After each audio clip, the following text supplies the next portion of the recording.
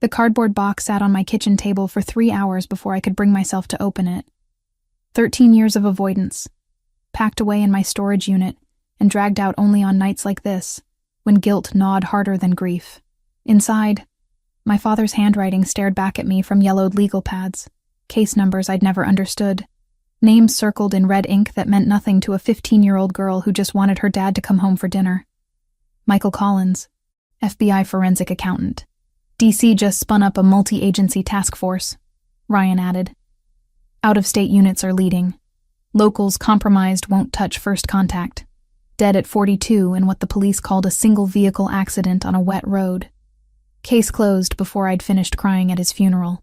I pulled out the thickest notebook, the one I'd only glanced at once before shoving it away. His notes from the weeks before he died were frantic, underlined words bleeding through pages. Human trafficking, offshore accounts, political connections.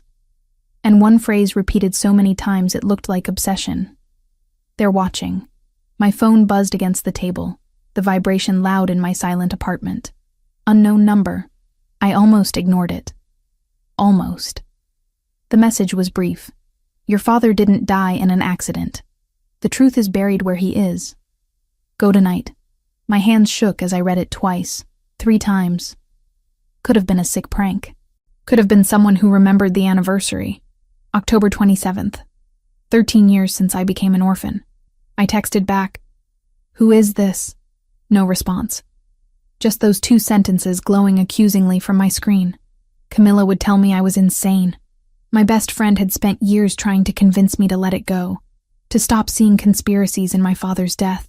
But Camilla didn't know what I'd found in these boxes.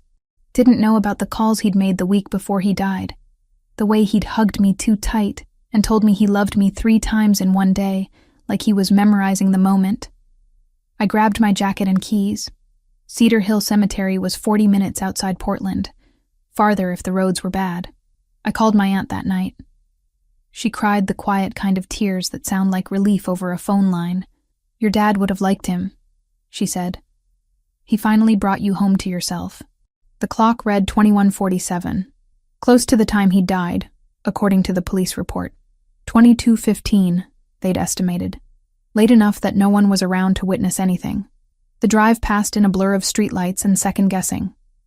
By the time I pulled through the cemetery gates, a light drizzle had started, just enough to slick the narrow roads winding between headstones. I killed my headlights and parked behind a maintenance shed, instinct telling me to stay hidden. My father's grave sat on a small hill beneath an oak tree. I'd chosen the spot because he used to take me hiking in forests like this, before the job consumed him. Before he started coming home with shadows under his eyes and checking the locks twice every night. I made it halfway up the path before I saw them. 10 men. All in black suits despite the late hour and drizzle. They stood in a perfect circle around my father's headstone, still as statues, their formation too precise to be coincidental. SUVs were parked in a line along the access road, black and gleaming even in the darkness. I dropped behind a large monument, heart slamming against my ribs. This wasn't a prank. This was real and dangerous, and I should leave, call the police, do anything except what I was doing, which was staying frozen and watching. One man stood at the head of the grave. I couldn't see his face, but I saw him bend down, saw him place something white on the headstone. He spoke, his voice too low to carry, but the cadence sounded foreign. Italian, maybe. When he straightened, he made a gesture, and all 10 men bowed their heads in unison. It lasted maybe 30 seconds. Then, without a word, they dispersed.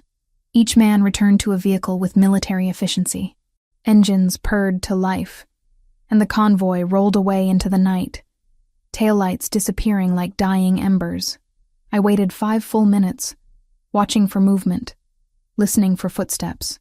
Nothing, just the whisper of wind through leaves, and the distant hum of traffic on the highway.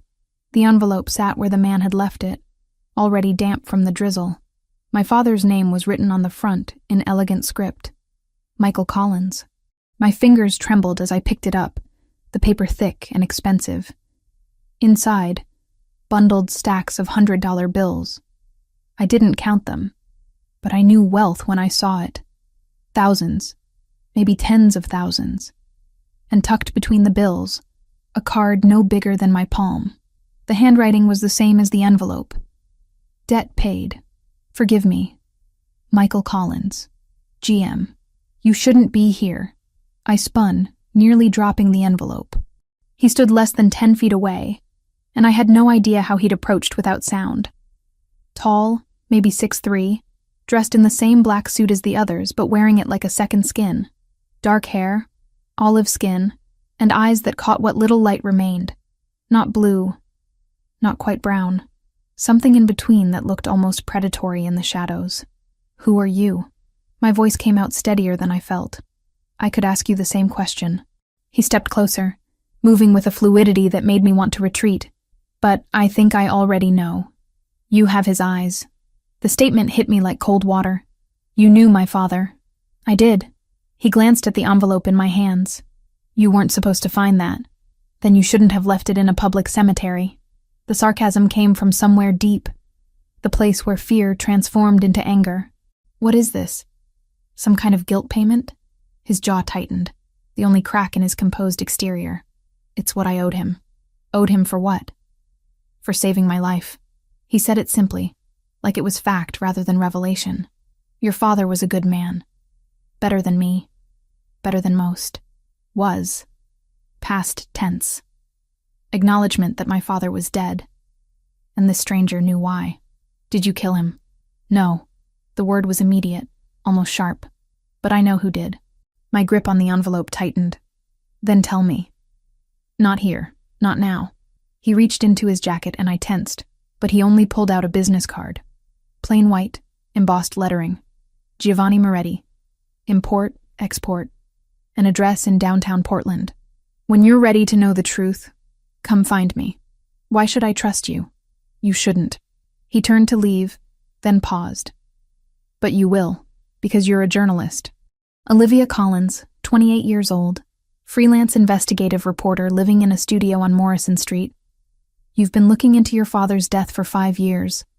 You won't stop now. Ice flooded my veins. How do you know that?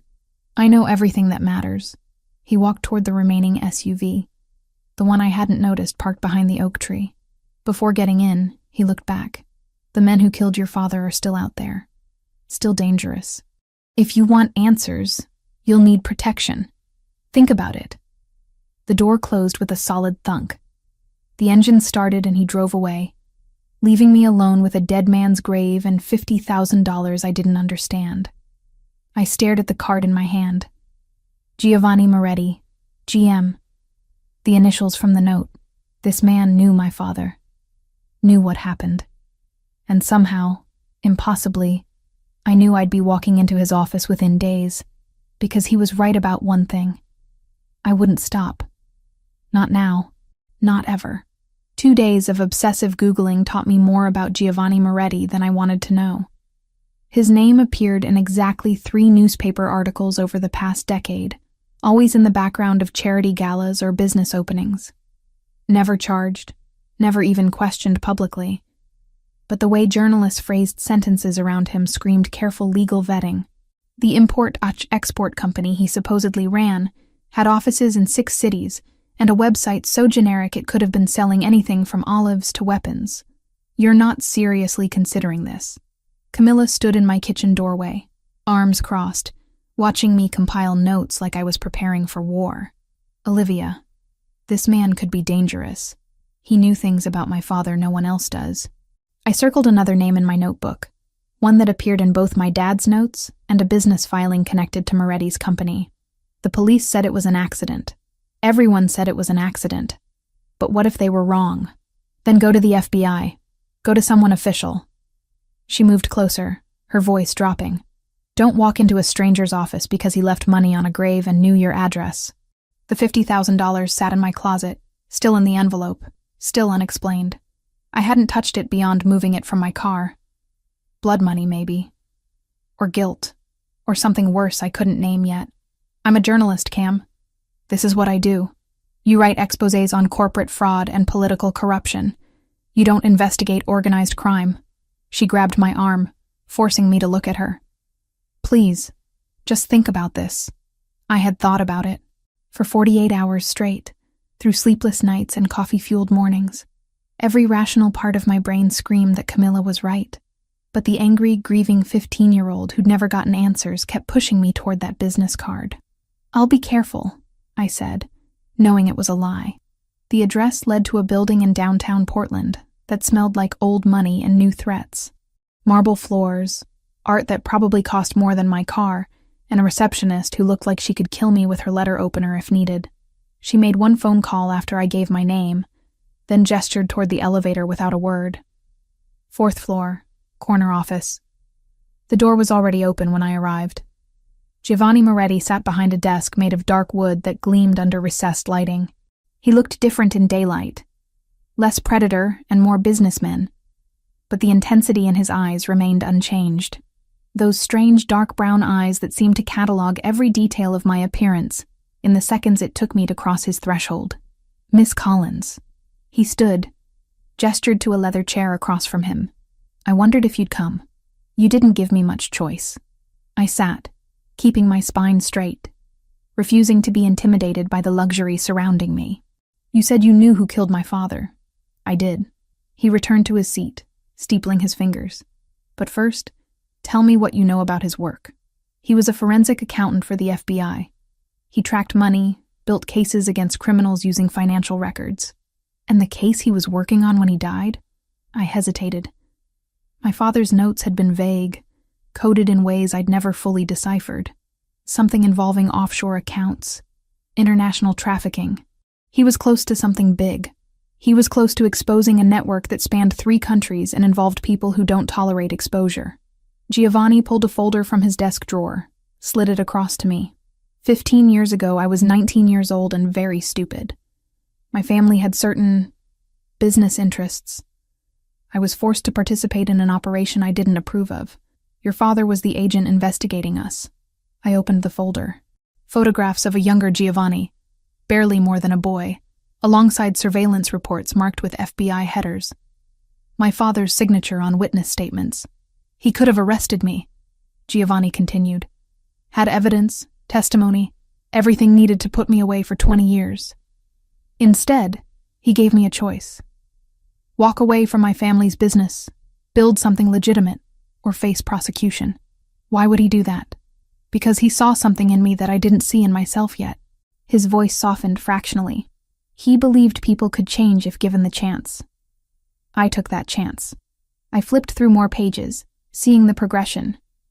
Giovanni establishing his import business, documents showing legitimate transactions, tax records that looked clean. Then a shift. Reports about my father's investigation into Albanian trafficking rings. Names circled. One I recognized from his personal notes. Arben Krasniqi. 2 years after your father gave me that chance, he died. Giovanni's jaw tightened. I investigated on my own. Discovered that the Albanian Mafia killed him because he was about to expose their trafficking network. Politicians were involved. Police were involved. Your father was a threat they couldn't allow to exist. My hands shook as I read the evidence he'd compiled. Witness statements, financial records, surveillance photos showing Krasniqi's men near the road where my father crashed. This was real. This wasn't conspiracy or paranoia. This was murder, documented and detailed. Why didn't you take this to the authorities? Because the authorities were compromised. Half the people who should have investigated were on Krasniqi's payroll. He leaned forward. Your father asked me to protect something if anything happened to him. I didn't know what he meant until I saw you at the cemetery. He wanted me to protect you. The revelation hit like physical impact. That message. The one telling me to go to the cemetery. Who sent it? His expression shifted. Something guarded entering his eyes. We'll discuss that later. Right now, you need to understand something more important. Arben Krasniqi discovered that you've been investigating your father's death. You've been asking questions, pulling old records. He knows you exist. And he knows you're a threat. Ice flooded my veins. How would he know that? Because he has people watching for anyone who shows interest in that case. You triggered alerts when you requested police reports 3 months ago. Giovanni stood, moved to the window overlooking the city. You're in danger, Miss Collins. Real danger. I wanted to argue, to say he was exaggerating. But the weight of evidence in my lap said otherwise. What do you want from me? I want to keep you alive. It's what your father would have wanted. You don't owe me anything. I owe him everything. He turned back, and for the first time I saw something beyond the controlled exterior. Grief, maybe. Or guilt that 15 years couldn't erase. Let me protect you. 72 hours. That's all I ask. Give me 3 days to assess the threat and put measures in place. I should have said no. Should have walked out and gone straight to the FBI field office. But something in his voice, in the way he spoke about my father, made me believe him. 72 hours, I heard myself say. And then you tell me everything, including who sent that message. He nodded once. My people will... The office door burst open. A man in a dark suit I recognized from the cemetery, the same military bearing. Sir, parking garage. 2 men, Albanian, waiting by her car. Giovanni's transformation was instantaneous. The businessman vanished, replaced by something cold and lethal. How many of ours? 4 in position. Ryan's with them. Get her out through the service entrance. Now. He looked at me, and I saw the predator again. Stay close to them. Do exactly what they say. Everything happened too fast to process. The suited man, whose name I didn't know, had my arm, pulling me toward a door I hadn't noticed behind a bookshelf. Giovanni was speaking rapid commands into a phone. We were in a service corridor, then a stairwell, footsteps echoing off concrete. Gunshots. Distant but unmistakable. 2 sharp cracks that made my heart slam against my ribs. Keep moving, my escort ordered, his grip on my arm tightening. We emerged in an underground parking level I didn't recognize. 3 SUVs sat with engines running. A broad-shouldered man with gray at his temples stood by the middle vehicle. Ryan Foster, he said, opening the door. You must be Olivia. Get in. I climbed into the back seat, my hands shaking now, adrenaline flooding my system. Ryan slid in beside me while another man took the driver's seat. The SUV was moving before my door fully closed. What just happened? Attempted kidnapping, Ryan said calmly, like he was discussing weather. Albanian crew waiting to grab you when you left the building. Boss anticipated it, had counter-surveillance in place. Did anyone... I couldn't finish the question. Our people are fine. Theirs are in custody. Local police are already involved, though they won't learn much. He studied me with sharp eyes that missed nothing. You're safe now. That's what matters. But I didn't feel safe. I felt like I'd stepped through a door into a world I didn't understand, where men waited to kidnap me and gunshots were just part of the landscape. My phone buzzed. Giovanni's number, though I didn't remember giving it to him. The text was brief. Decision time, Olivia. 3 days of protection, or you're on your own against people who've already found you once. Choose now. I looked at Ryan, at the driver who navigated streets with practiced efficiency, at the city passing by outside bulletproof windows. I typed back one word. Yes, because Camilla was right. This was dangerous. But walking away now would be even more deadly. The safe house sat 2 hours north of Portland, carved into mountainside like it belonged there. All glass and stone and security cameras I pretended not to notice. Ryan showed me to a guest room that had better furniture than my entire apartment, then left me alone with instructions not to wander and a phone number to call if I needed anything. I didn't sleep the first night. Just sat by the floor-to-ceiling windows watching armed men patrol the perimeter, their silhouettes passing through pools of landscape lighting like ghosts protecting the living.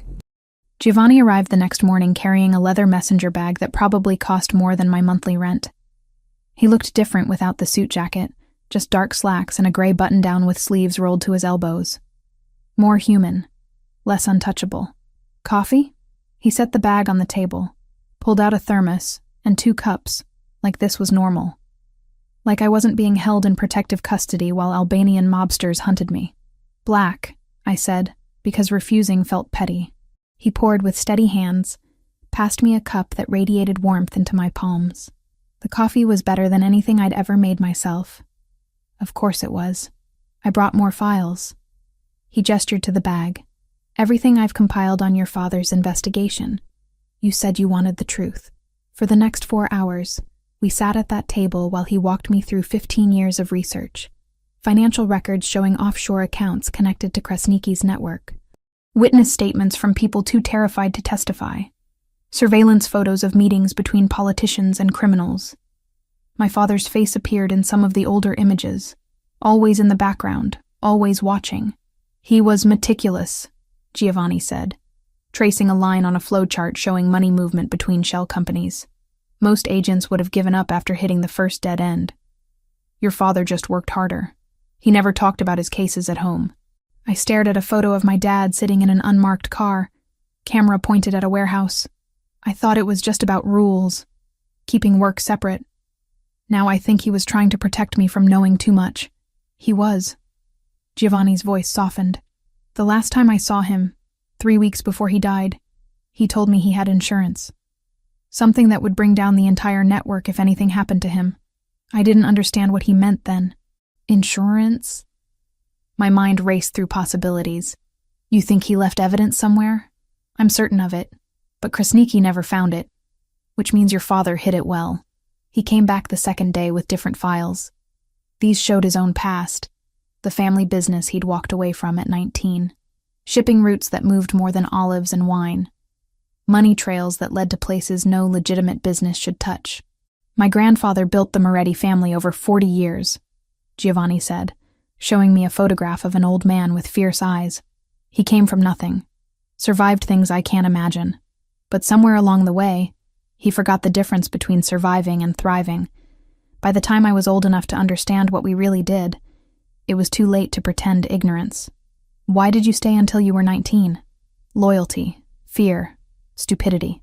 He set the photo down. All of the above. My mother died when I was 10. My father was... He paused, jaw tightening. He wasn't a good man. My grandfather raised me after that, taught me everything he knew. I loved him. Didn't want to disappoint him. But you walked away. Because your father showed me I could. That there was another path. He met my eyes, and I saw the weight he carried. I've spent 15 years trying to prove he was right to give me that chance. The third night, a storm rolled through the mountains. I stood on the covered balcony watching lightning split the sky, rain hammering against the glass barriers loud enough to drown out thought. Can't sleep? I turned.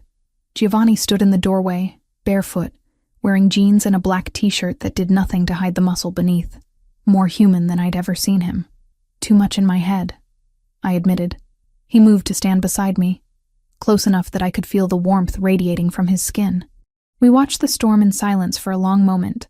That message, I said finally. The one that brought me to the cemetery. You said we'd discuss it later. It's been 3 days. His expression shifted, something guarded entering his eyes. Ryan sent it. Ryan. Why would... I ordered him to. Giovanni turned to face me fully. Years ago, I gave him standing instructions. When the time was right, when I was certain it was safe, deliver the money to your father's grave and notify his daughter. I didn't expect you to arrive that specific night. So you've been watching me, protecting you. There's a difference. Is there? Anger flickered hot in my chest. You investigated me, tracked my movements, sent cryptic messages. I kept you alive. His voice went hard. Krasniki has been monitoring anyone connected to your father's case. If I hadn't been watching too, you'd have disappeared months ago. The truth of it hit like the lightning splitting the sky. I wanted to be angry, to feel violated by his surveillance, but the parking garage ambush proved he was right. I hate this, I whispered. I hate feeling powerless. You're not powerless, Olivia. He said my name like it meant something. You're the strongest person I've met. You've been fighting for answers for 13 years without backup or resources. That takes courage most people don't have. We were too close. I could see the flecks of gold in his dark eyes, could smell cedar and rain, and something uniquely him. When lightning flashed again, illuminating his face, I saw the same awareness in his expression. The same pull I felt drawing us together. He leaned in, just slightly. I started to tilt my head up. Our mouths were inches apart when footsteps pounded up the stairs behind us. Boss, Ryan burst onto the balcony, phone in hand, face grim. "It's Camilla Scott." My stomach dropped. "What about her?" "Krasniki's men took her 2 hours ago, from her apartment. Security footage shows 3 men, professional extraction." Ryan looked at me with something like sympathy. "They left a message. They want you in exchange for her release." The world tilted. Camilla. My best friend who'd warned me this would happen. Who'd been right about the danger. Giovanni was already moving. The moment between us evaporating like it had never existed. "Get everyone to the command center. Now." "I'm coming with you," I said. "Absolutely not. She's my friend, my responsibility, which is exactly why you're staying here where it's safe." Giovanni's voice was pure command, the businessman and the crime lord both present. "This is a trap, Olivia. They know I won't trade you. They're counting on it. Then what's your plan? Let her die?" His jaw tightened. Joseph avoided my eyes when assignments were handed out, like he was memorizing exits instead of orders. "We're going to get her back, but you're not going anywhere near that warehouse." I wasn't asking permission. We stared at each other, wills clashing in the space between us. Something dangerous sparked in his eyes, but I held my ground. Finally, he exhaled hard. "Fine, but you stay in the command vehicle with Ryan. You wear body armor. You follow every order without question. And if I say run, you run." He stepped closer, invading my space. "Those are my conditions. Break them, and I'll have Ryan physically remove you. Understood?" "Understood." The next 2 hours were controlled chaos. A mobile command center that was really just a heavily armored van filled with surveillance equipment. Ryan outfitted me with a vest that weighed more than my laptop, explained the basics of the equipment, then made me promise 3 more times to stay inside the vehicle. The warehouse sat in an industrial area near the port, all rusted metal and broken windows. Through the van's monitors, I watched Giovanni's team move into position. They were professionals, silent and efficient, communicating through hand signals I didn't understand. Giovanni led from the front, gun drawn, moving like violence was his first language. I'd seen him as a businessman, as someone haunted by the past. But watching him now, I understood what he really was. A predator hunting other predators. The operation took 12 minutes. Gunfire echoed through the monitor's speakers, sharp cracks that made me flinch. Ryan stayed calm, directing units through his headset, eyes never leaving the screens. Then I saw Camilla, zip-tied to a chair in what looked like an office, bruised but alive. Giovanni reached her first, cut her bonds, lifted her with surprising gentleness. "Package secured," Ryan said into his headset. "Proceed to exfil." But the Albanians had reinforcements. 3 men appeared in the hallway, weapons raised. I watched Giovanni put himself between them and Camilla, watched him kill all 3 with a precision that stole my breath. No hesitation, no mercy, just cold efficiency that protected what he'd claimed. They brought Camilla to the van. She was shaking, crying, holding on to me like I might disappear. Through the open doors, I saw Giovanni standing in the warehouse entrance, blood speckling his white shirt, reloading his weapon with hands that didn't tremble. That was the moment I understood. This man wasn't playing at protection. He was built for it, shaped by violence into something that could stand between the innocent and the monsters. And somehow, impossibly, I was starting to trust him. Giovanni insisted I stay at the safe house even after the 72 hours expired. The violence had escalated, he explained. Going back to Portland would put me directly in Krasniki's crosshairs. Part of me wanted to argue, to reclaim some independence. The rest knew he was right. I couldn't close my eyes without seeing the warehouse. The way Giovanni had moved through those hallways, weapon raised, eliminating threats with surgical precision. 3 men dead in less than a minute, their bodies crumpling. The sound of gunfire still echoed in my ears at random moments, making me flinch at shadows. Camilla was recovering in a private hospital 30 minutes away, surrounded by more security than a presidential candidate. Ryan lifted the envelope with gloved hands, photographed each stack, dusted the edges for prints. He wrote the date and time on a yellow card and slipped it inside the plastic sleeve. "Evidence before comfort," he said, sealing it. "Boss's orders." Giovanni arranged it all without being asked. ensuring she had the best doctors money could buy while keeping her location secret. I visited the second day after the rescue, Ryan driving me in one of those black SUVs I was learning to recognize. She looked smaller in the hospital bed, bruises darkening her cheek and wrists. When she saw me, tears started immediately. "I'm so sorry," I said, pulling a chair close. "This is my fault. I dragged you into this. They were looking for something." Her voice was hoarse, like she'd been screaming. Maybe she had. "Kept asking where your father hid it. Said you'd know where the evidence was." I straightened. "Evidence?" They said that specifically? Over and over. That Michael Collins had insurance, something that would destroy their entire operation. She gripped my hand tighter. "Olivia, what did your dad have?" I didn't know. Not then. But that single word, insurance, matched what Giovanni had said. My father telling him he had something that would bring down the network if anything happened. Protection through the threat of exposure. The guilt sat heavy in my chest. Camilla had been tortured because of questions I'd been asking, investigations I'd been pursuing. She told me to finish it, to make sure her trauma meant something. Then she asked me to leave so she could sleep. The drive back was silent. I stared out the window, watching Oregon landscape blur past, my mind churning through possibilities. If my father had hidden evidence, where would he put it? Not at home. The house had been searched after his death, cleared out when I went to live with my aunt in Seattle. Then I remembered. "Ryan, I need to go to a bank." The memory surfaced sharp and clear, cutting through years of deliberate forgetting. "First National, downtown Portland." He glanced at me in the rearview mirror. "That's not on today's approved locations." "I don't care. Call Giovanni. Tell him I remembered something about my father." 20 minutes later, we were heading back toward the city, this time with 2 additional SUVs flanking us. Giovanni met us at the bank, appearing from the lead vehicle looking like he'd been in the middle of something important. His sleeves were rolled up, hair slightly disheveled in a way that shouldn't have been attractive but was.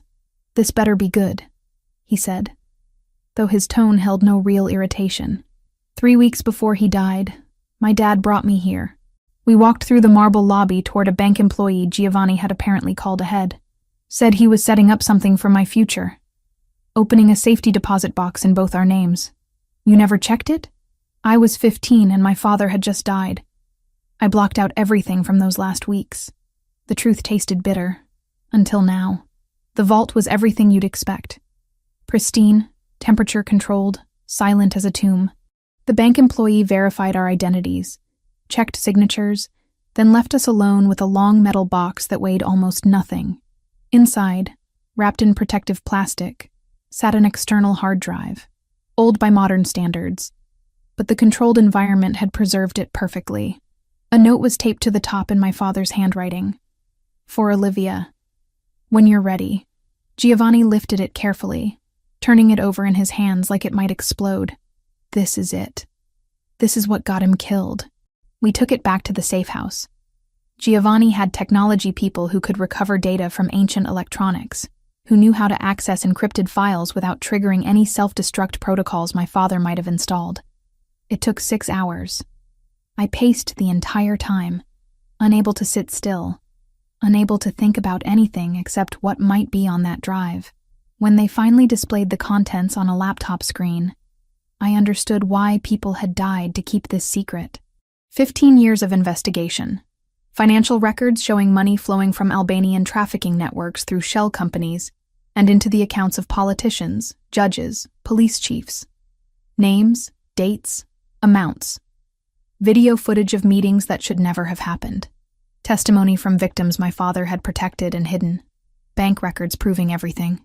"My God," I whispered. "This could bring down hundreds of people." Giovanni scrolled through files, his expression growing darker with each revelation. "Your father was building a case that would have destroyed not just Krasniki's organization, but everyone connected to it. This is why they killed him. This is what they've been searching for. We need to publish this. Public exposure flips their risk calculus," Ryan said. "Once this hits, any move against civilians becomes evidence for federal murder for hire. They'll cut losses and disappear. Get it to every news outlet, every law enforcement agency that isn't compromised. They'll bury it." He looked up at me, something hard in his eyes. Half these people have the power to make evidence disappear. They'll claim it's fabricated, sue for defamation, tie it up in courts for years while victims continue suffering. Then what do you suggest? Just let them win? I suggest we use this to destroy Krasniki directly. Force him into the open, eliminate the head of the snake while the body's still writhing. He stood, moving around the desk toward me. You do your part. Publish everything simultaneously across multiple platforms. Make it impossible to suppress. I'll do mine. Take out Krasniki before he can retaliate or disappear. You mean kill him? I mean finish what your father started. We stood too close in the dimming light of the study. Outside, the sun was setting over the mountains, painting everything gold and red. The violence of the warehouse still haunted me, but I couldn't deny the logic. Publication alone wouldn't stop men like Krasniki. They'd just rebuild somewhere else, hurt more people, continue the cycle. How long would we have? 2 weeks to prepare. Maybe 3.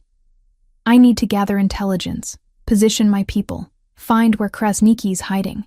His hand came up, brushing a strand of hair from my face. You need time to put together something publication-ready that won't get you sued into oblivion. The touch sent electricity down my spine.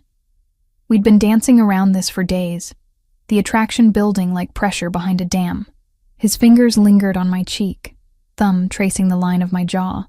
Olivia. My name in his voice sounded like a prayer or a warning. If we do this, there's no going back. You'll be committed to a path that ends in blood. My father started down that path 15 years ago. I'm just finishing the journey. He leaned in slowly, giving me time to retreat. I didn't. Our mouths met without the hesitation of the almost kiss on the balcony. This was certain and deliberate, heat and hunger that had been building since the cemetery. His hands slid into my hair while mine fisted in his shirt, pulling him closer. We made it to the couch. Barely. Clothes shed between kisses that tasted like desperation and defiance. His skin was hot under my palms, scarred in places that told stories I didn't yet know.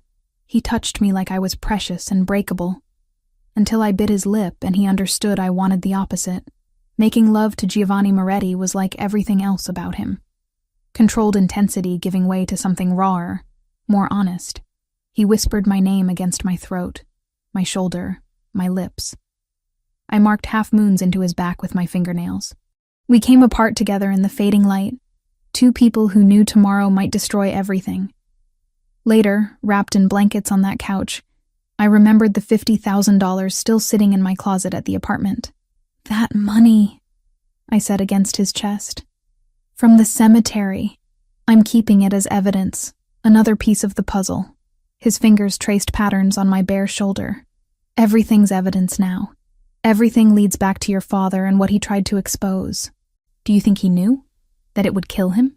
I think he knew the risk and decided some things were worth dying for. Giovanni pressed a kiss to my hair. He was brave. Reckless, maybe, but brave. I thought about my father in those last weeks.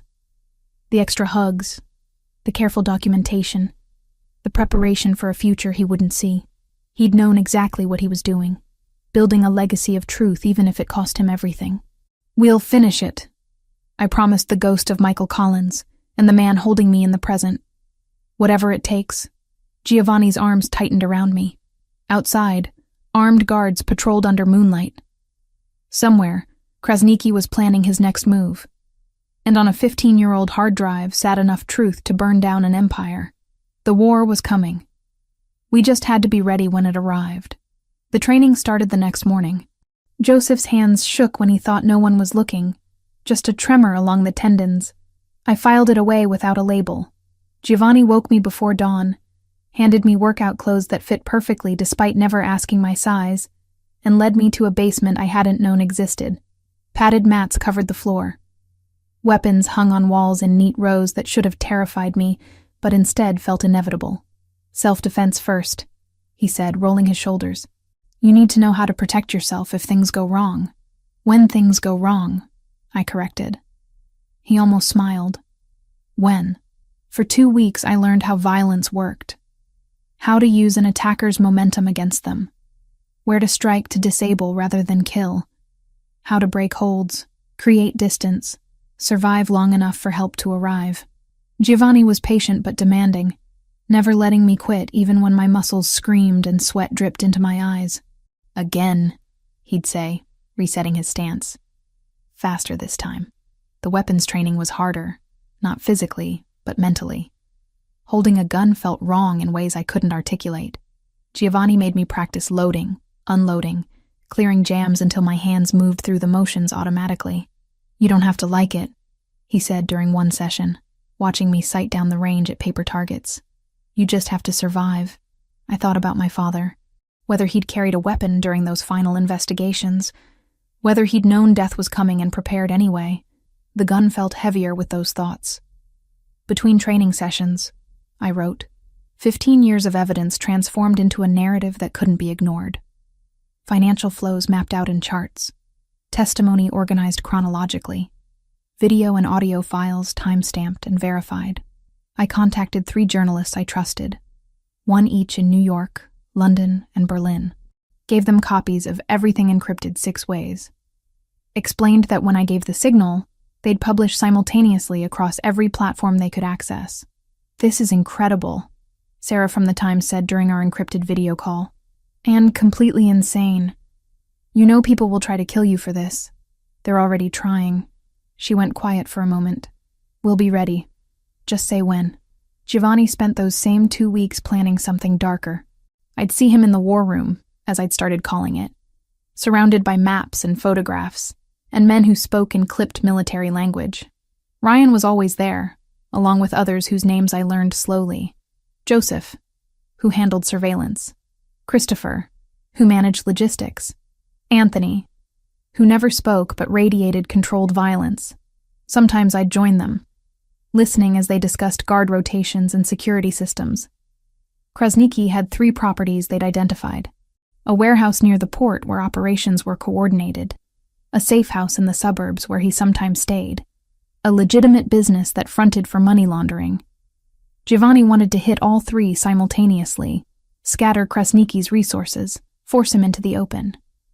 "He'll run to his main stronghold when the others fall," Giovanni explained, pointing to a location marked on the map. "That's where we take him. Alive, if possible. We need his confession on video before your articles drop. And if he doesn't confess?" Giovanni's expression went cold. "He will. I didn't ask what methods he'd use. Some things I didn't need to know yet. The nights were ours. We'd fall into bed exhausted from training and planning, but always found energy for each other.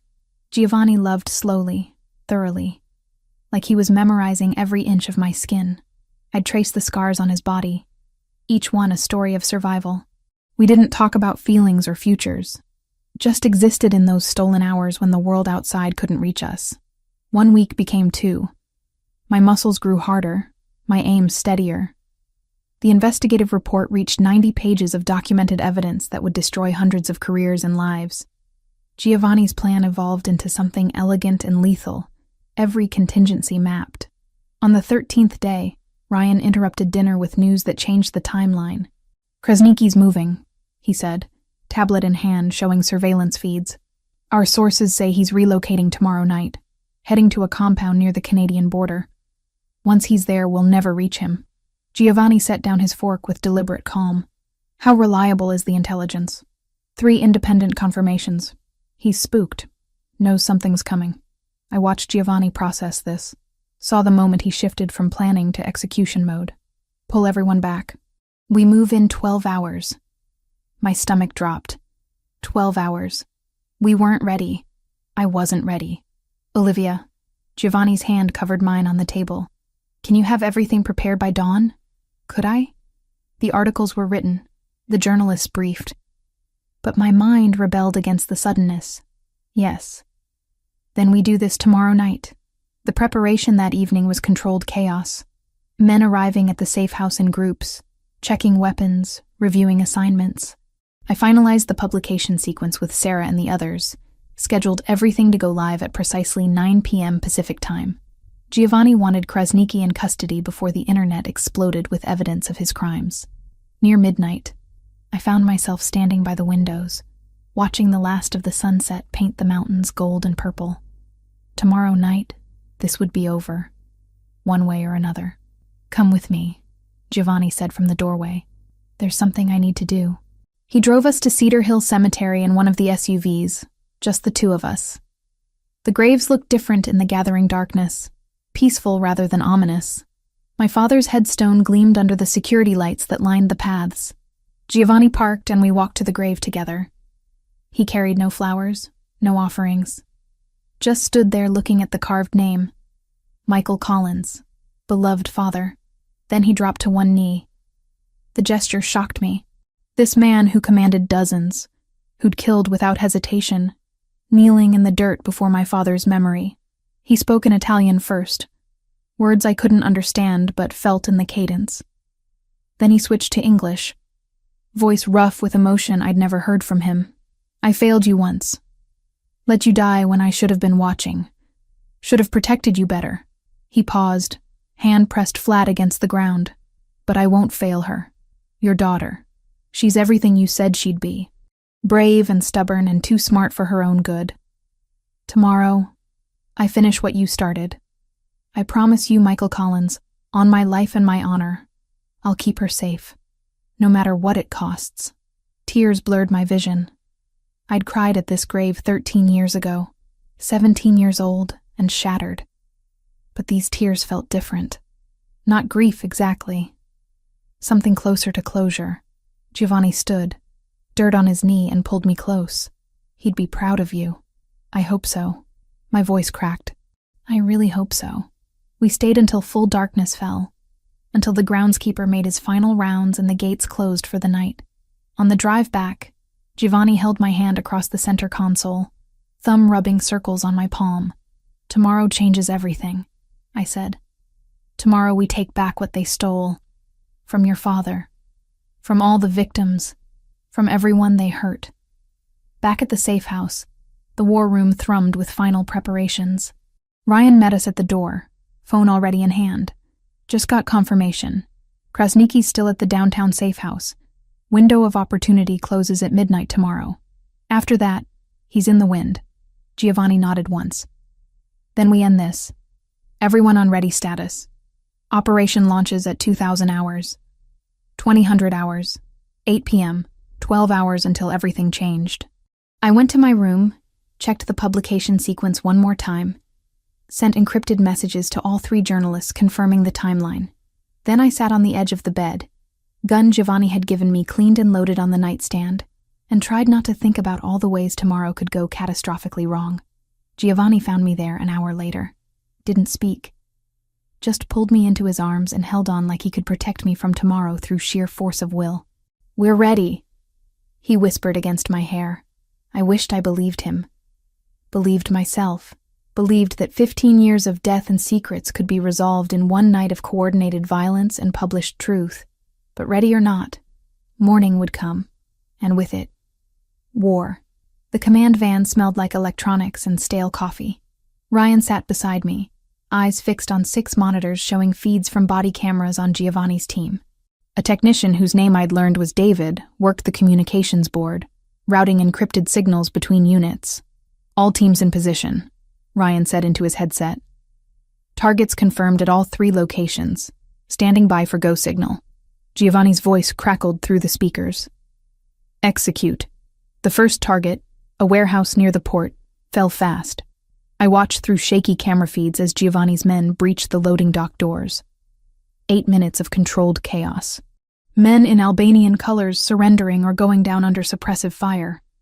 No casualties on our side. The feed showed crates of shipping manifests being photographed, computers seized. Target Alpha secure, someone reported, proceeding to secondary sweep. Target Beta took 12 minutes. A lieutenant's house in the suburbs, heavily fortified but not prepared for a coordinated assault from 3 directions. The cameras showed Giovanni's people moving through rooms with practiced efficiency, zip-tying hands, securing evidence. More computers, more files. One lieutenant who tried to run and got tackled in his own backyard. Target Beta secure. High-value prisoner acquired. Target Charlie was different from the start. The camera feeds showed a fortified compound with actual guard towers and reinforced gates. Krasniki's primary safe house. the place he'd retreat when everything else collapsed. Giovanni led that assault personally.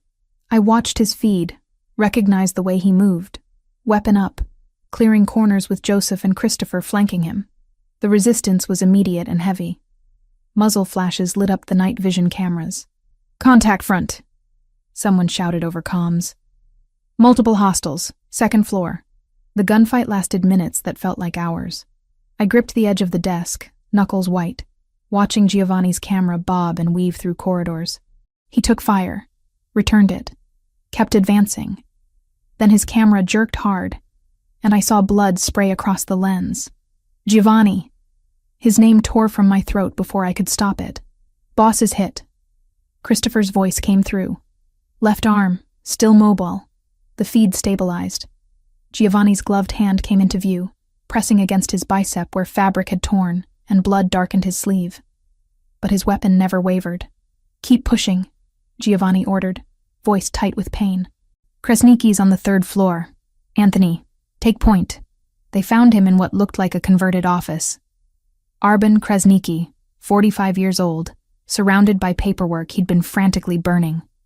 Giovanni's team secured him efficiently, zip-tied his hands behind his back, and dragged him to a chair. What followed made my stomach turn. Not violence exactly, but the threat of it. Giovanni standing over Kresnicki, bleeding from his arm wound, asking questions in a voice that promised consequences for lies. The Albanian tried to stay silent. Lasted maybe 3 minutes before Giovanni nodded to Anthony. And whatever Anthony did off-camera made Kresnicki start talking. The confession spilled out in accented English mixed with his native language. Names, operations, the order to kill Michael Collins 13 years ago. Everything documented on David's recording equipment, time-stamped, and backed up to 3 separate encrypted servers. "Got it all," David confirmed. "Confession is solid. Exfil now," Giovanni ordered. Windows closing. That's when everything went wrong. The ambush hit as they left the building. Reinforcements the surveillance hadn't detected, arriving in vehicles without lights. Suddenly all 3 camera feeds showed chaos. Giovanni's people were caught in a crossfire, pinned between the building and attacking forces. Multiple hostiles. Ryan barked into his headset. Where the hell did they come from?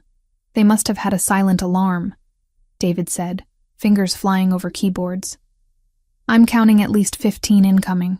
Our van sat 2 blocks away, supposedly secure in an alley behind a closed factory.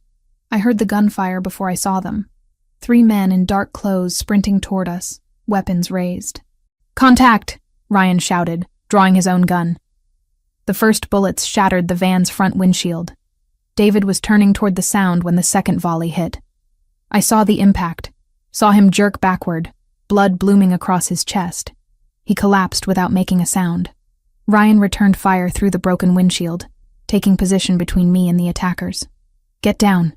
I dropped to the floor, heart slamming so hard I thought my ribs would crack. More gunshots. The van's side window exploded, raining safety glass across my back. Through the chaos, I heard Ryan grunt, saw him stagger. "Ryan!" "I'm fine," he gritted out, but blood soaked his left shoulder. He kept firing with his right hand, each shot precise despite the injury. "Stay down, Olivia." The gun Giovanni had given me sat in my waistband, heavy and foreign. I'd trained with it, knew how to use it. But training and reality were different universes. My hands shook as I pulled it free, clicked off the safety the way Giovanni had taught me. One of the attackers appeared at the broken side window, weapon coming up to aim inside the van. I didn't think, just raised my gun and fired. The recoil shocked me, sent my second and third shots wild. I didn't hit him, but he flinched back, bought us 3 seconds. Ryan used those seconds. 2 shots, both center mass. The attacker went down. Then Giovanni was there, appearing like violence incarnate. Blood on his arm, on his face, murder in his dark eyes.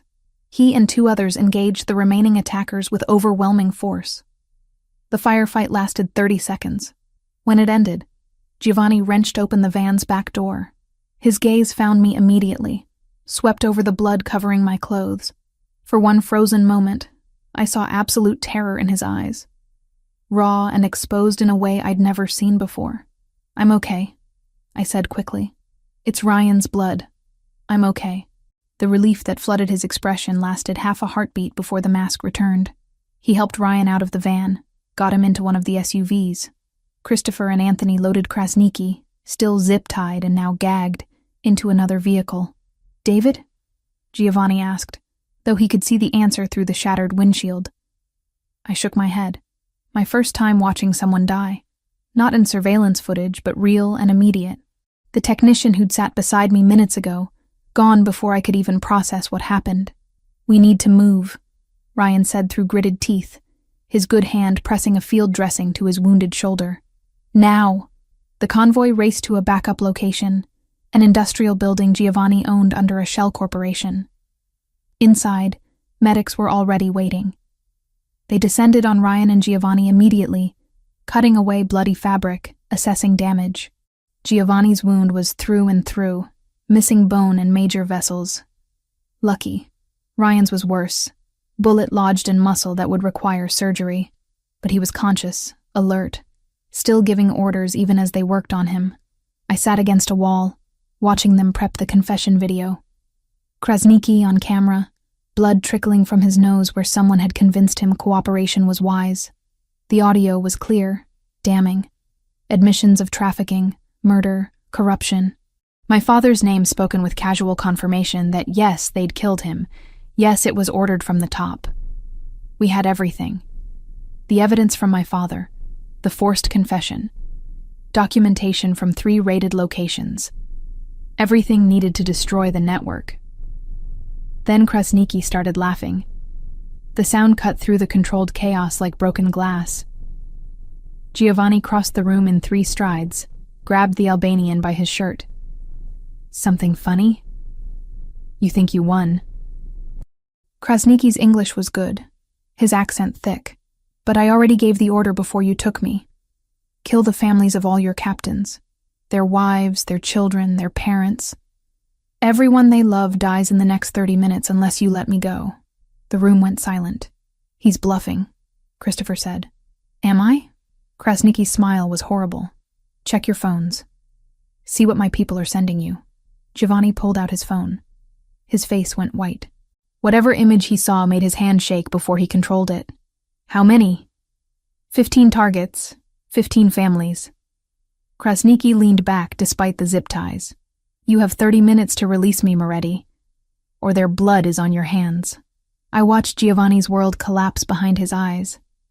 Everything he'd built, everyone loyal to him, their families now held hostage because of this operation, because of me, because of my father's evidence and my need for justice.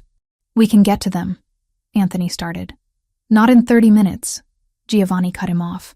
"Not all of them. He planned this." Ryan struggled to sit up despite the medics trying to keep him down. There might be another way. I knew what he meant before he said it. Publish now, everything. Make it public before Krasniki's deadline. Force the authorities to respond, remove his leverage. "If we publish the evidence now," I said, pulling out my phone with hands that wouldn't stop shaking, "it goes viral in minutes. FBI, DEA, ATF will have to respond immediately. His people will abort rather than risk exposure. Or they'll kill everyone anyway," Krasniki said. "Out of spite. Maybe." I looked at Giovanni, saw the impossible choice crushing him. "But it's the only play we have left. 29 minutes until 15 families died. 29 minutes to save them, or watch everything burn." Giovanni met my eyes across the blood-stained concrete. Made his decision. Do it. My fingers moved faster than my thoughts, typing the signal code into 3 separate encrypted messages. Sarah in New York, Thomas in London, Maria in Berlin, the journalists who'd been waiting for this moment. "Publishing in 3 minutes," I said, voice steadier than my hands. "Once it's live, there's no taking it back." Giovanni stood across the warehouse, blood still seeping through the makeshift bandage on his arm. His face was carved from stone, but I saw the war raging behind his eyes. 15 families. People who trusted him, who'd followed him, whose children played in backyards while their fathers did terrible things in his name.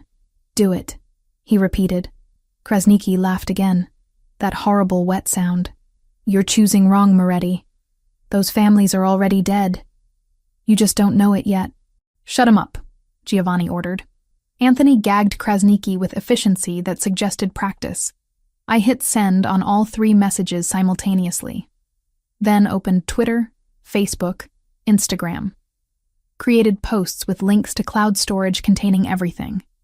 Financial records, video testimony, photographs of meetings that should never have happened. 15 years of my father's investigation, unleashed on the world in 15 seconds. It's out, I whispered. Ryan worked his phone one-handed, the other arm hanging useless at his side. Already spreading, first shares coming in. Guardian just picked it up. 4 minutes. The posts multiplied like viruses, jumping from account to account. News organizations scrambled to verify, but the evidence was too comprehensive to ignore. Names started trending. Politicians, judges, police chiefs. The algorithm god smiled on truth for once, pushing our revelations into millions of feeds. 7 minutes. CNN sent a breaking news alert. BBC followed 30 seconds later. The story was too big, too documented, too explosive to contain. FBI Portland field office is mobilizing, Ryan reported, monitoring police scanners. DEA too. They're moving on all the addresses we provided. 8 minutes. Christopher checked in from his surveillance post. Albanian crew at the Henderson house just received a call. They're pulling back. Say authorities are inbound. One by one, the reports came in. Krasniqi's people aborting their attacks, melting away as federal vehicles descended on their positions. Not all of them. 3 families had close calls, teams arriving seconds before the Albanians fled. But no casualties. No blood spilled because of our impossible choice. Giovanni's shoulders sagged fractionally. Relief so profound it looked like pain. 15 families safe, Ryan confirmed. All targets secured. I wanted to feel victorious. Instead, exhaustion pulled at every cell. We'd won by breaking every rule, by gambling with lives and trusting that speed would outpace violence. Somehow, impossibly, it had worked. Then Krasniqi made a sound behind his gag. Not fear. Satisfaction. Giovanni crossed the distance in 3 strides, ripped the gag away. What? You think you won? Blood and spit flew from Krasniqi's mouth. But I've been playing this game longer than you, boy. Always have insurance. Always have leverage. Your leverage just evaporated when those families were secured. That leverage, yes, but not the real one. Krasniqi's eyes glittered with malice. 2 of your precious captains, your trusted men, they work for the FBI, have been for 18 months. Your whole organization is compromised. The words hit like detonations. I saw Giovanni process them, saw the implications cascade through his mind. Every operation, every decision, every secret potentially fed to federal handlers. You're lying, Christopher said, but uncertainty cracked his voice. Am I? Check your phones. FBI just sent warrants for your arrests. They've been building a case using testimony from your own people. Ryan was already checking. His face went pale. He's not lying. Federal warrants just issued, multiple counts, RICO charges. The warehouse erupted into controlled chaos. Men checking phones, cursing, some already moving toward exits. The plan had been to secure Krasniqi, get his confession, then let the evidence do its work. Now Giovanni's entire operation was collapsing from the inside. Who? Giovanni's voice was ice and fury. Which ones? Before anyone could answer, Joseph drew his weapon. Not pointing at Krasniqi, pointing at Giovanni. I'm sorry, boss. His voice shook, but his hands stayed steady. I didn't want it to go down like this. But they have my sister. They've had her for 20 months. Said they'd kill her if I didn't cooperate. Everything slowed down. I saw Giovanni's hand move toward his own weapon. Saw Christopher and Anthony responding, their training kicking in. Saw Ryan trying to stand despite his wound. Saw Joseph's finger tighten on the trigger. I moved without thinking.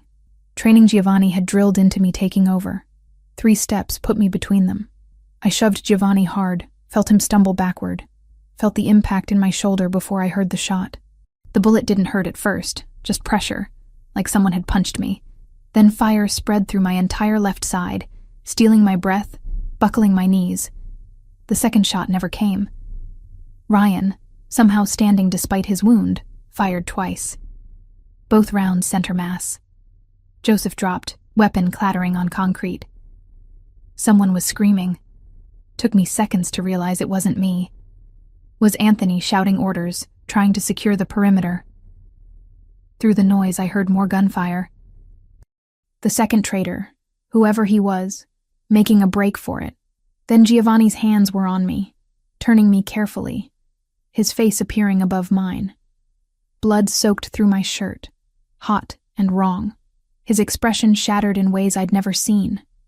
Raw terror replacing the control he wore like armor. Olivia. Stay with me. Look at me. His voice cracked on my name. I'm okay. The words came out weak, unconvincing even to me. You're not okay. You took a bullet meant for me. His hand pressed against my shoulder, trying to stem the bleeding. The pressure made me gasp. Worth it, I managed. Wouldn't let him shoot you. Medic! Giovanni roared. Now! But the sirens were already approaching.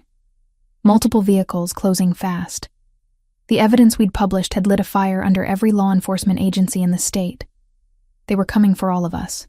Boss, we need to move, Christopher urged. FBI is 2 minutes out. I'm not leaving her. They'll arrest you. Charge you with everything. You need to run. Giovanni looked down at me, his dark eyes swimming with something I'd never seen in them before.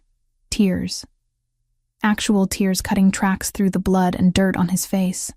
This man who'd killed without hesitation, who commanded through fear and respect, was crying over me. I'm not leaving, he said again, quieter.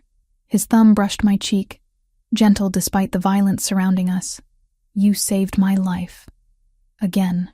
You keep saving me. Giovanni. Ryan's voice carried warning. 30 seconds. The warehouse doors burst open. Paramedics first, then federal agents in tactical gear, weapons up, shouting commands. Giovanni raised his hands slowly, never taking his eyes off mine. Someone was cutting my shirt away, pressing gauze against the wound, asking me questions I couldn't process. Olivia Collins? An agent appeared in my fading vision. We need you to come with us. You're a material witness. She's been shot, Giovanni snarled. She needs a hospital. Ambulance is ready. We'll provide protection en route. More hands lifted me onto a gurney. Every movement sent lightning through my shoulder. Through the chaos, I found Giovanni. They were cuffing him, reading him his rights. He didn't resist, just kept his eyes locked on mine as they led him away. No words passed between us. Didn't need them. Everything that mattered lived in that look. Gratitude. Terror. Something deeper that neither of us had dared name yet. The ambulance doors closed, severing the connection. Sirens wailed as we raced through Portland streets. A female agent sat beside me, taking notes, asking questions I answered mechanically. Yes, I'd published the evidence. Yes, I knew Giovanni Moretti. Yes, I understood I'd be required to testify. My shoulder burned. But the physical pain was nothing compared to the ache in my chest. Giovanni was arrested. Ryan was wounded. David was dead.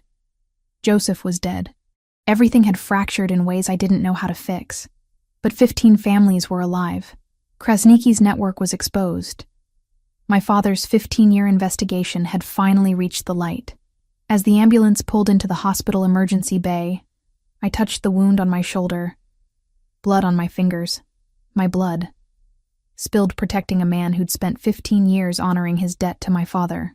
The circle was closing. Whether we'd survive to see it complete remained written in futures I couldn't predict. 18 months changed everything and nothing. The federal courthouse became as familiar as my own apartment. Depositions, grand jury testimony, pre-trial hearings that stretched across seasons. I spent more time with prosecutors than friends, walking them through every document my father had compiled, every connection we'd uncovered, every moment that led to that warehouse, and the bullet that still lived in my shoulder as scar tissue. The FBI understood faster than I expected. The evidence was legitimate inheritance, passed from father to daughter through a safety deposit box I'd accessed legally. My publication hadn't been criminal. It had been journalism under extreme circumstances. exposing corruption that law enforcement had failed to address for 15 years. They detained me initially as a material witness, but within 72 hours I was released without charges. Cooperating witness status. Protected, not prosecuted. The shoulder healed slowly. Physical therapy 3 times a week for 6 months. Relearning how to lift my arm above my head without pain, shooting down to my fingertips. The scar was ugly, puckered and pink. A permanent reminder of the second I'd step between Giovanni and a bullet. It ached when storms rolled through Portland. Phantom pain that no amount of medication could fully erase. I didn't mind. The ache meant I was alive. Giovanni was alive. That mattered more than vanity. My article won the Pulitzer. They announced it on a Tuesday morning while I sat in a coffee shop reviewing legal documents. Sarah called, screaming congratulations so loud I had to pull the phone away from my ear. The ceremony was formal and surreal, standing on a stage accepting recognition for work that had cost David his life, that had nearly cost all of us everything. But the real victory wasn't the award. It was the numbers. 47 people rescued from trafficking operations across 3 states. 12 police officers and 7 politicians charged with corruption. Arben Krasniqi sentenced to life without parole in a maximum security facility where his connections meant nothing. His entire network dismantled piece by piece through prosecutions that were still ongoing 18 months later. The second traitor, Paolo, who'd tried to escape during the chaos, had been captured 3 blocks from the warehouse. He was serving 25 years, trading information for reduced time. Giovanni's deal took months to negotiate. His lawyers were expensive and clever, painting him as someone who'd cooperated with law enforcement, who'd helped take down a trafficking network despite personal risk. The RICO charges would have buried him for decades.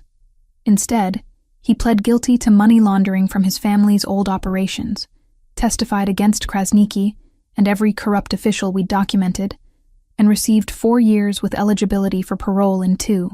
He was sent to a minimum security federal facility in Oregon. Not close, but close enough for weekly visits. The first time I saw him in prison, clothes devastated me.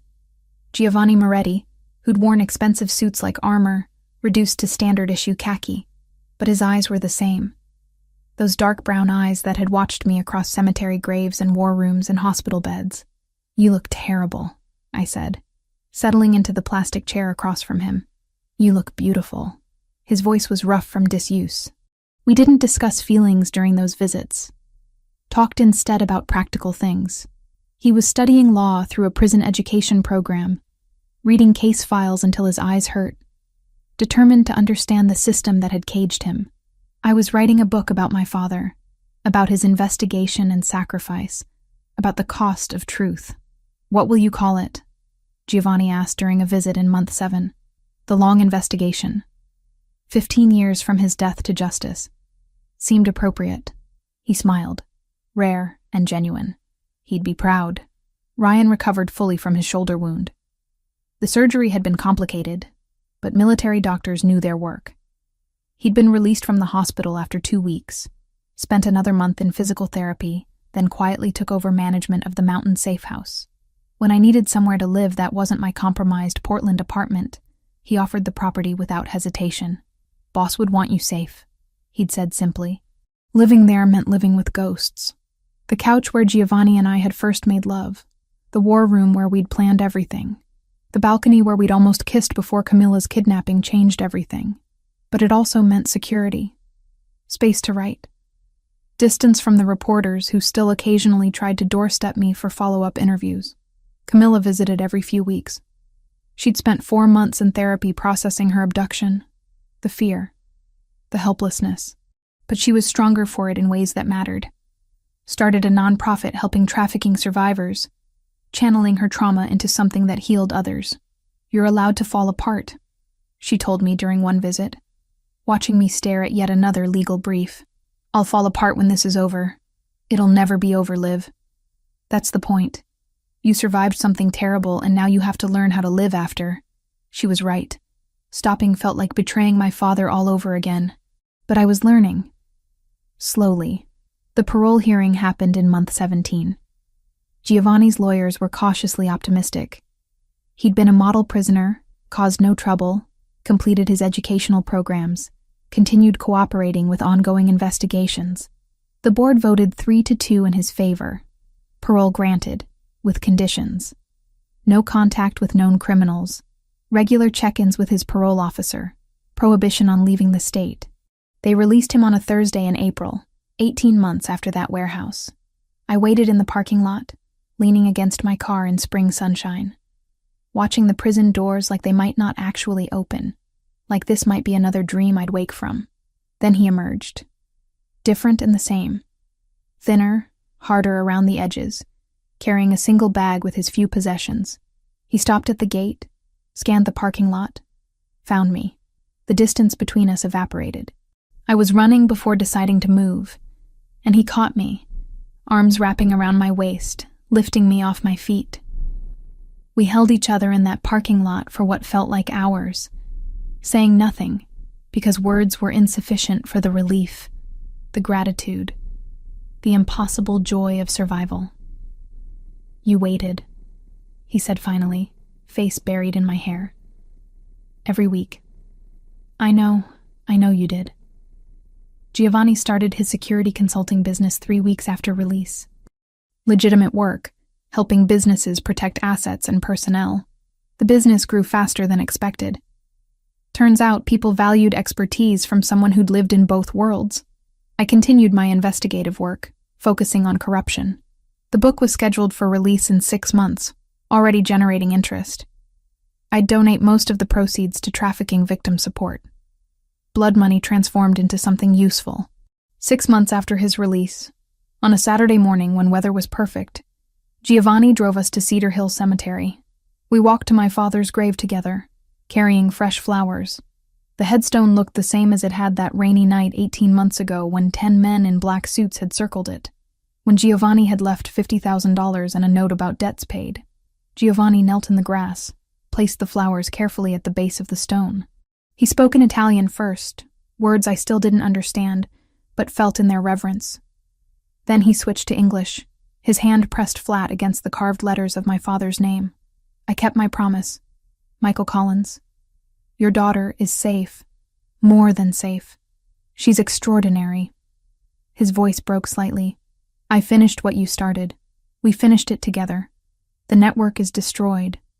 47 people are free because of the evidence you gathered. Because you refused to stop even when it cost you everything." Tears blurred my vision. I knelt beside Giovanni, placed my hand over his. "I'm going to spend the rest of my life protecting her." Giovanni continued. "Not because I owe you, because I love her, because she's the best thing that ever happened to me. And you gave me the chance to become someone worthy of that." He turned to me then, and I saw tears tracking down his face. Giovanni Moretti, who I'd watched kill without hesitation, who commanded through strength and violence, crying in front of my father's grave. "Olivia." He pulled a small box from his pocket. "I'm not good at speeches, and this isn't about grand gestures. It's just truth. You saved my life the night we met. You've saved it every day since. I want to spend whatever time we have left returning the favor. Will you marry me?" The ring was simple. White gold, single diamond, nothing ostentatious. "Perfect." "Yes," I whispered. "Yes." He slid the ring onto my finger with shaking hands, then pulled me close. We stayed kneeling there in the grass, holding each other while the spring breeze moved through the cemetery and birds sang in the oak tree overhead. "Your father would approve," I said against his shoulder. "I hope so. I really hope so." We stayed until the sun began its descent toward the horizon, painting the sky in shades of gold and pink. When we finally stood, Giovanni took my hand, laced our fingers together. "Ready?" he asked. I looked one last time at my father's grave. "They were mine," Giovanni said, when I asked about the 10 men in black at my father's grave. "Old country men. They understand ritual, the weight of a name carved in stone. I sent them so no one could call the payment rumor. Some debts deserve witnesses, and your father deserved more than rumor. At the name carved in stone. At the flowers we'd brought. 13 years of grief and anger and searching for truth. 18 months of war and testimony and rebuilding. All of it leading to this moment. Standing in a cemetery with the man I loved. Both of us scarred but alive. Both of us free. Ready, I said. We walked back to the car together, hands joined, not looking back. The past was honored. The debt was paid. What came next belonged to us alone.